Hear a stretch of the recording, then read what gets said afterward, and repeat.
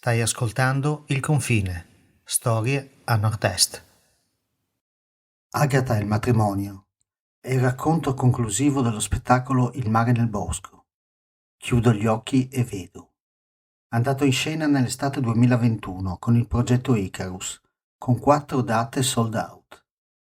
Musiche di Gucci era Funk, testo e voce narrante di Amerigo Dorbolowec, Blue Machine di Anna Givani e con l'attrice Roberta Colacino. Buon ascolto. Quello che mi ricordo e che ho già raccontato è un insieme caotico di pezzi di vita, mia, dei miei parenti e degli amici miei, e non rendono giustizia a tutto ciò che gli scorreva attorno, a quegli anni difficili, alla mancanza di cibo, di caldo in casa, il bicchiere d'acqua ghiacciata sul comodino al risveglio della mattina, il muschio incastrato negli infissi per non far entrare gli spifferi, lavarsi con acqua fredda. Un bagno caldo durante l'inverno era un miraggio. Ci sono tante piccole cose che andranno dimenticate nel tempo e hanno dato tante piccole sofferenze quotidiane a tutti. Ora, per fortuna, è un po' diverso.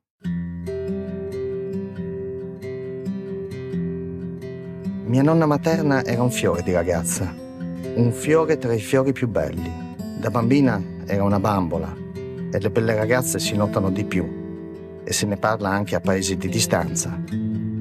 Anche mia nonna mi ha raccontato qualche storia, ma la sua storia sembra quasi un film. La storia del suo fidanzamento e del suo matrimonio sono diventati quasi leggenda in paese. Nonna è del 1910 e quando eri ormai adolescente nel 25, i genitori ti promettevano in sposa a un ragazzo di poco più grande di te. Se ne occupava il padre, che trovava una sorta di accordo con il padre del futuro genero. Una cosa che era normalissima al tempo. Ci si sposava sempre a gennaio o febbraio, quando non c'era lavoro nei campi, quando era più conveniente. Nonna non era contenta di questo fidanzamento forzato. Era un po' ribelle, anche se al papà non poteva dire nulla, ma si sfogava con sua mamma e le scaricava addosso tutto il suo disappunto, ogni giorno.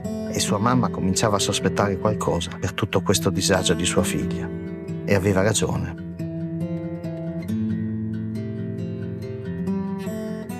Già da un mese lei si vedeva con un ragazzo di un paese vicino. Dopo messa e dopo pranzo, in segreto, in qualche prato o qualche fienile, lui veniva a trovarla dal suo paese, neanche tanto vicino. Ma si incamminava presto per arrivare quando tutti i giovani si trovavano fra loro. Una simpatia innocente, di quelle che hai a 15 anni. Ma poi la tua famiglia ti promette in sposa ad un altro e all'improvviso diventi grande. La testa comincia a pensare a come sarà la tua vita, cosa è veramente importante e cosa vuoi veramente.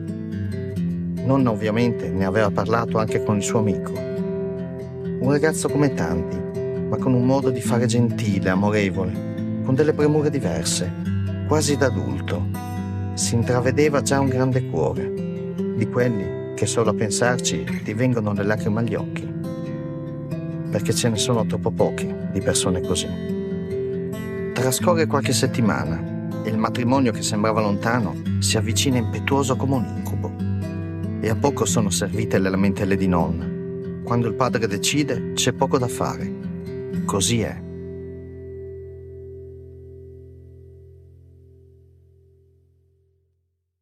La domenica precedente al matrimonio si rivede con il suo amico. Scappa di nascosto di casa, dato che oramai era quasi blindata questa catena del matrimonio. Corrono al prato, dove ormai si ritrovavano più spesso, da soli, sotto il tiglio, quello grande, che d'inverno comunque sembra ti dia riparo. Lui è strano, un po' taciturno, e quasi balbettante. Mette la mano in tasca e tira fuori una grossa caramella. Si inginocchia e dice: «Ho solo questa caramella. Non ho nient'altro da offrirti che questa caramella e il mio cuore».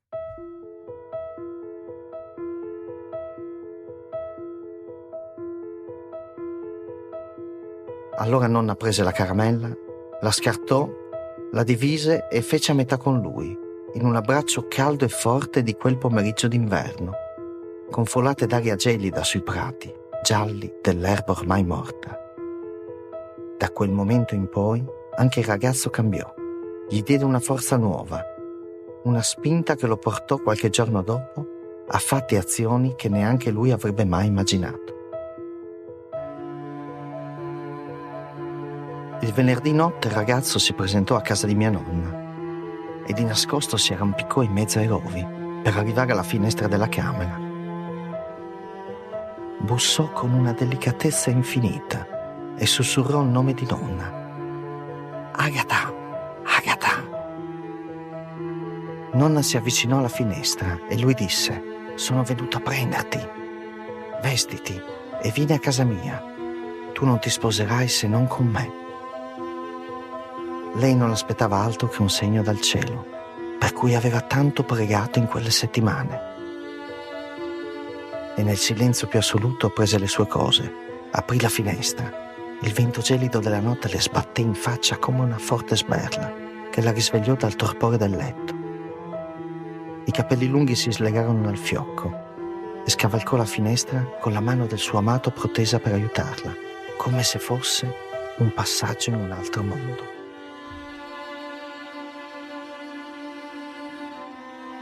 Scapparono mano nella mano per le buie strade e i sentieri del bosco, nel silenzio di quello che stavano facendo.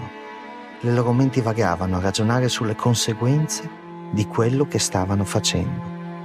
Ma ormai era fatta. Arrivati al paese vicino, entrarono in casa, ma non riuscirono a non farsi notare dal padre, che allarmato dai rumori di casa si svegliò e sorprese i due giovani.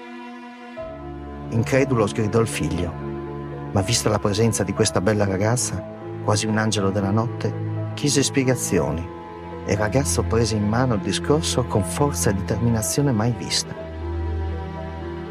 Il padre comprese e disse: dormite qui stanotte, vicino al fuoco, comportatevi bene e domani mattina andrò a parlare con il padre della ragazza.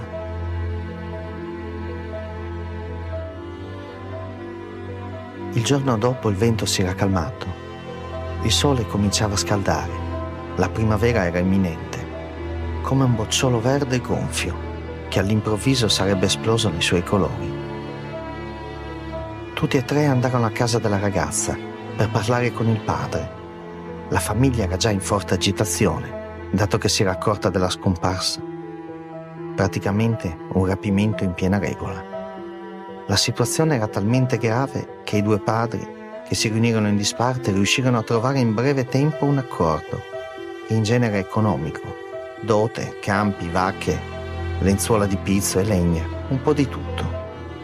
Il padre di nonna si impuntò per avere delle camicie bianche per sé, ma anche per i 3 figli maschi. Forse litigarono più per quello che per altro, ma alla fine ottenne anche le 4 camicie. Mia nonna e mio nonno si sposarono dopo 2 settimane e ancora oggi mi raccontano che si sono sposati scambiandosi una caramella.